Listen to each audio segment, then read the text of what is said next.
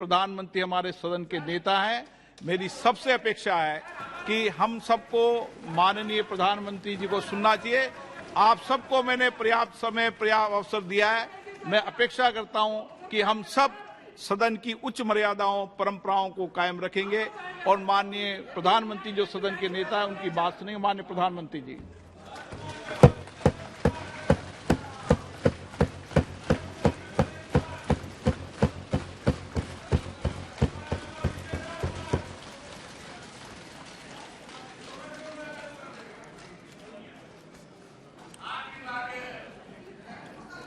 आदरणीय अध्यक्ष जी,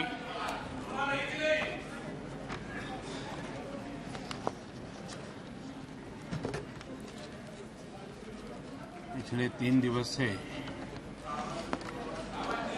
अनेक वरिष्ठ महानुभाव आदरणीय सदस्यों ने अपने विचार व्यक्त किए हैं।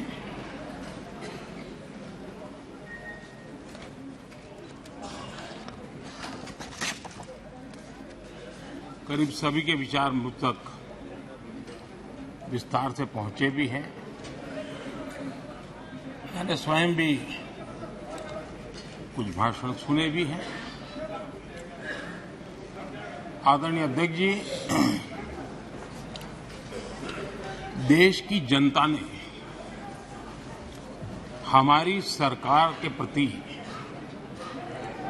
बार बार जो विश्वास जताया है, मैं आज देश के कोटि-कोटि नागरिकों का आभार व्यक्त करने के लिए उपस्थित हुआ हूं।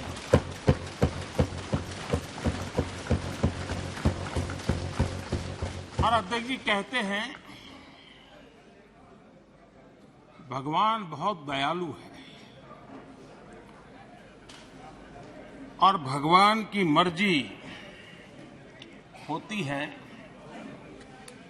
कि वो किसी न किसी के माध्यम से अपनी इच्छा की पूर्ति करता है, किसी न किसी को माध्यम बनाता है। मैं इसे भगवान का आशीर्वाद मानता हूं कि ईश्वर ने विपक्ष को सुझाया और वो प्रस्ताव लेकर आए।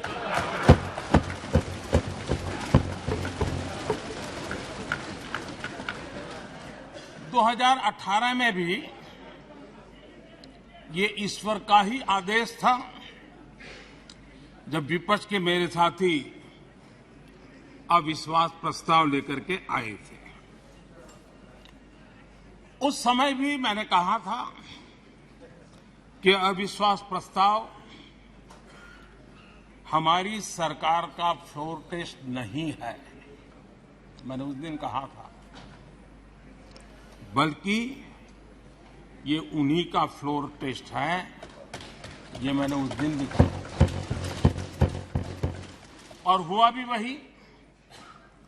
जब मतदान हुआ तो विपक्ष के पास जितने वोट थे उतने वोट भी वो जमा नहीं कर पाए थे।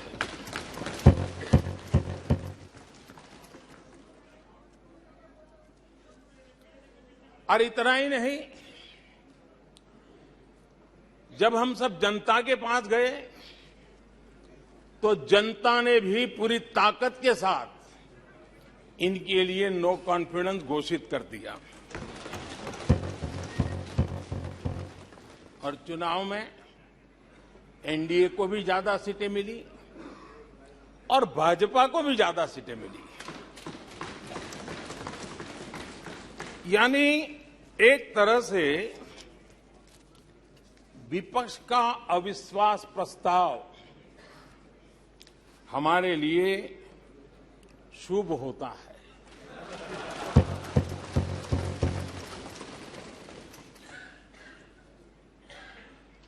और मैं आज देख रहा हूं कि आपने तय कर लिया है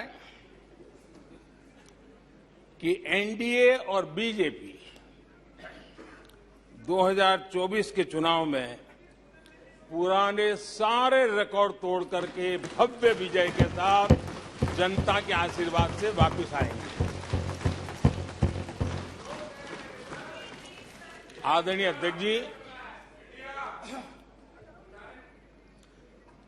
विपक्ष के प्रस्ताव पर यहां 3 दिनों से अलग अलग विषयों पर काफी चर्चा हुई है। अच्छा होता कि सत्र की शुरुआत के बाद से ही विपक्ष ने गंभीरता के साथ सदन की कार्यवाही में हिस्सा लिया होता। बीते दिनों इसी सदन ने और हमारे दोनों सदन ने जनविश्वास bill, mediation bill, dental commission bill, आदिवासियों के लिए जुड़े हुए bill, digital data protection bill, national research foundation bill, coastal aquaculture से जुड़ा बिल, ऐसे कई महत्वपूर्ण बिल यहां पारित किए। और ये ऐसे बिल थे जो हमारे फिशरमैन के हक के लिए थे और उसका सबसे ज्यादा लाभ केरल को होना था। और केरल के सांसदों से ज्यादा अपेक्षा थी कि ऐसे बिल पर तो अच्छे ढंग से हिस्सा लेते,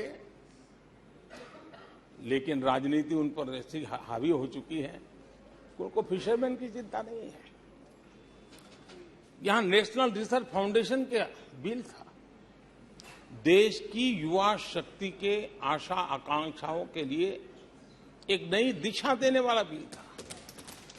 हिंदुस्तान को एक साइंस पावर के रूप में भारत कैसे उभरे, वैश्विक दीर्घदृष्टि के साथ सोचा गया था। उससे भी आपका इतराज।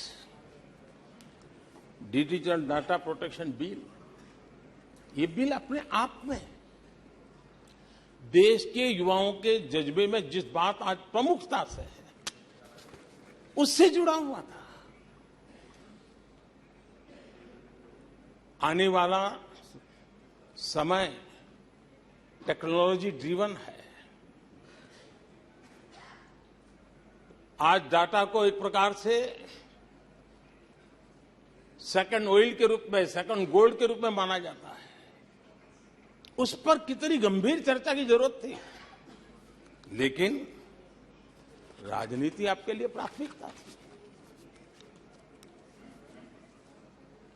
कई ऐसे बिल थे जो गांव के लिए, गरीब के लिए, दलित के लिए, पिछड़ों के लिए, आदिवासी के लिए, उनके कल्याण की चर्चा करने के लिए थे, उनके भविष्य के साथ जुड़े हुए थे। लेकिन इसमें इन्हें कोई रुचि नहीं है। देश की जनता ने जिस काम के लिए उनको यहां भेजा है, उस जनता का भी विश्वासघात किया गया है।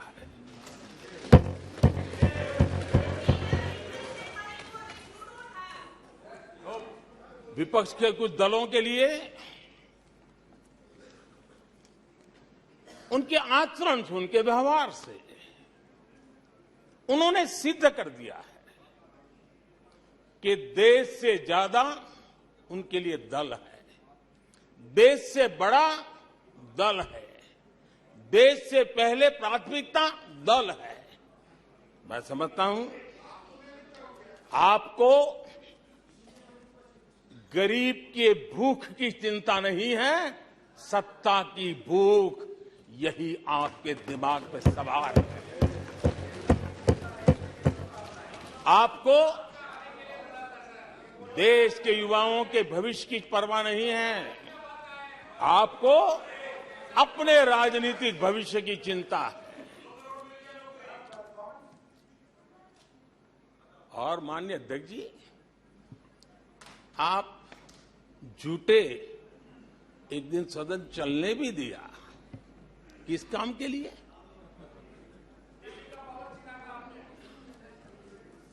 आप झूठे